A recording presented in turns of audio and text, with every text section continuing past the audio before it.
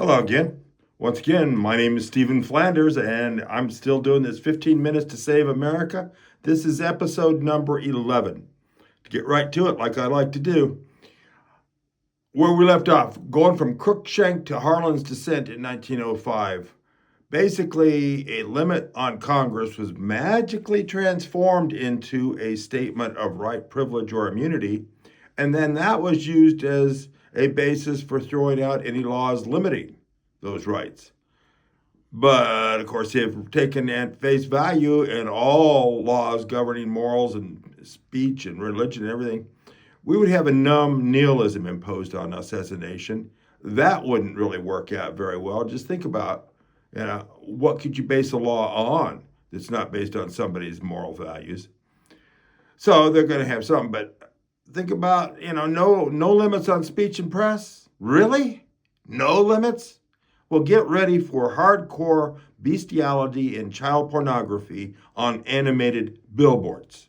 And get ready for fools who will cry fire in a crowded theater. So, not very long down the line, the Supreme Court relented, and after throwing out state and local moral controls, they magnanimously took it upon themselves to take over the business of moral self-government. They started imposing secular humanism, which basically amounts to atheism, which when you look at the word, it means without Godism. No, they did not require people to swear allegiance to it, nor did they require them to go to meetings, but they did start throwing out any law that wasn't based on that philosophy. Therefore, secular humanism became the official belief system of this nation. The problem is, secular humanism is just another belief system among many. No worse, maybe, certainly no better than everything from Islam to Christianity to Hinduism and whatever you would want to name, paganism. It's just another belief system. And it kind of, them taking that on in the name of separation of church and state proves that separation of church and state is a myth, because secular humanism is just as much an unproven belief system as any other. But in doing all this, they set the First Amendment precisely on its head.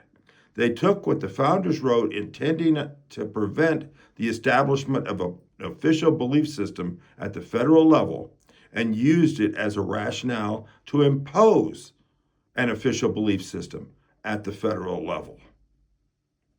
Nice work if you can get it. After this usurpation, which it was what it was, is a usurpation of power, the Supreme Court of the United States installed themselves as basically a national high priesthood, deciding virtually everything about right and wrong, morals and everything. And there's three really bad things that have followed with that. The first is a tremendous division in this country around all these moral issues. I refer to it as the monolithic dichotomy. There's two sides. Our two-party system has evolved to the point where we're basically becoming two peoples. And that's because there's no talking and no purpose in talking across these barriers. There's no reason to try to form together with your neighbors in understanding and accommodation and compromise, because everything is going to be decided at the federal level. Therefore, everything has to be built around, getting the House, getting the Senate, getting the presidency, so you can get the Supreme Court, so you can get any of your personal favorite issues actually heard. And so that's how they keep us all in line. The things that we really care about, if you want to get anything done on the pro-life side, you have to stand with the Republicans on everything. If you want to be getting anything done on the pro-abortion side or LGBT, you have to stand with everything the Democrats are doing, and you have to be in lockstep. That's why it's a monolithic dichotomy. Okay, and basically, we're two peoples, and we're bent on forcing our will down the throats of the other half of the nation. If we don't force our will down their throat, they'll force their will down our throat. And it's all because everything is being decided at the federal level instead of in the states and localities where we can work it out and move to places that are amenable and agreeable to our personal beliefs, okay?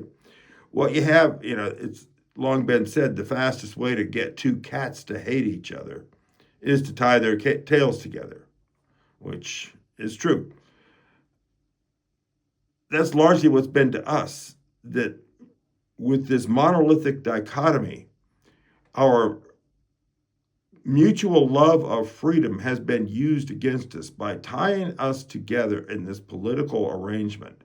Our love of freedom has been used by, they've set us against each other with that, by making it to where we have to either win or lose completely at the federal level, and there isn't any way to live in accommodation with each other. And that's, tremendously divisive.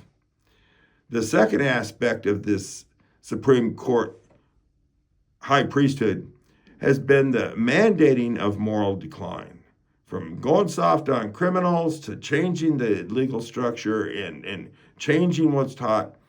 And the biggest one, and the most insidious, has been insisting that materialistic evolution be taught in the public schools as fact.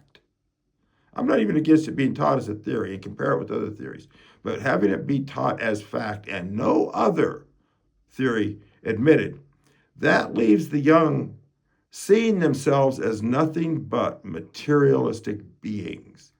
And when they turn around and see themselves as nothing but materialistic appetites demanding to be satiated and nothing else, we have, there's no wonder how they come to those conclusions. They don't get raised thinking that there is a moral purpose to the universe.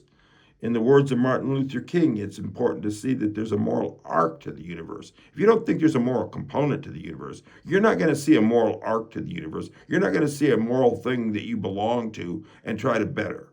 You see yourself as a material being with appetites, and you're going to see, you're going to focus on those. And if you don't get those, get together with other people, riot until you do get those, and that's what life is about. And so, and that's led to a lot of criminality. And that's the third thing. Criminality is up. And it stayed up for a long time under the moral tutelage of this high priesthood in the Supreme Court. And as criminality has gone up because of the declining morals of the people, there's become not just a public acceptance of more authoritarian government. We're seeing more and more a clamor for more authoritarian government, more, surveillance state, more, controlling people's behavior, because we've given up on the idea of them having self-control through their own moral thinking and their moral reasoning. Okay, and so we get the public clamoring for and accepting a police state. And that's the large points. There's a whole lot more, of course, to be talked about, and I probably will. All of this has come about because of this whole, the rulings of the Supreme Court, and this idea of maintaining this non-existent myth of separation of church and state is very similar, in my opinion, to the medieval alchemists seeking the philosopher's stone. This was a mythical element that could turn lead into gold, and a whole bunch of kings paid a whole bunch of alchemists a bunch of money to research to find it. Well, it never existed, and so they never found it. Similarly, this separation of church and state and trying to balance the Establishment Clause with the Free Exercise Clause it's never-ending work for the lawyers, and so very few of them oppose it, because it's like we can go round and round and round and round, but we're never going to solve it, because a separation of church and state does not exist. The only way the Supreme Court convinced itself is they have not considered secular humanism just another belief system. They consider its bedrock reality, and nobody can question it. Well, it's very questionable, because World War II was a secular humanist war, and the collapse of secular humanism at that time is probably the big reason for the rise in postmodernism. But I digress. Finally, let me make a final statement this time, and we're going to really get into bringing it all together in the next one. This is episode number 11.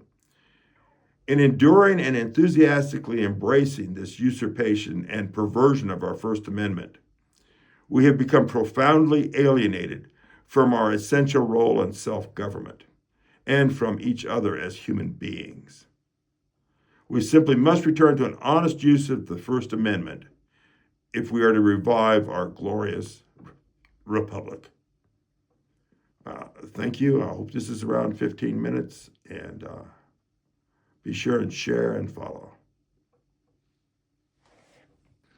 Once again, the blog is lifeinafascistcountry.blogspot.com. This one is lifeinafascistcountry.blogspot.com. How and why to save America is the entire links of a book-length thing. And this post that relates to the First Amendment is the same prefix, and how First Amendment was stolen. .html. We have gone through basically the press being controlled by the rich and how that enabled corporate personhood to get a grip on us, how corporate personhood caused us to lose confidence in local and state governments, so we allowed the 16th, 17th, and 18th Amendments to get passed, and it started believing in a government by experts, bureaucrats. The whole deep state started that in the 19-teens. But in 1933, Franklin Roosevelt came along and basically ran a fascist coup through the 1930s, and we ended up with a completely different country by 1947, when the First Amendment got on the chopping blocks and resulted in a very twisted version of the First Amendment, which most of us grew up passionately believing in, thinking it says separation of church and state, freedom of speech, and freedom of the press, which when in school, whenever the subject came up and we would read the First Amendment, I was going, what does this mean? And I was always told, it means separation of church and state, freedom of press, and freedom of speech.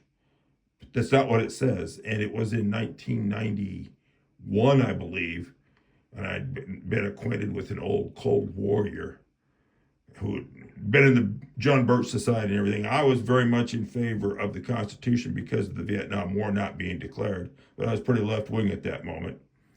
And anyway, he convinced me about the importance of the 10th Amendment, and sitting in his house one day reading through the First Amendment with new eyes, realizing that every word there actually meant something. I was going, well, this doesn't mean at all what it says. And I started researching it.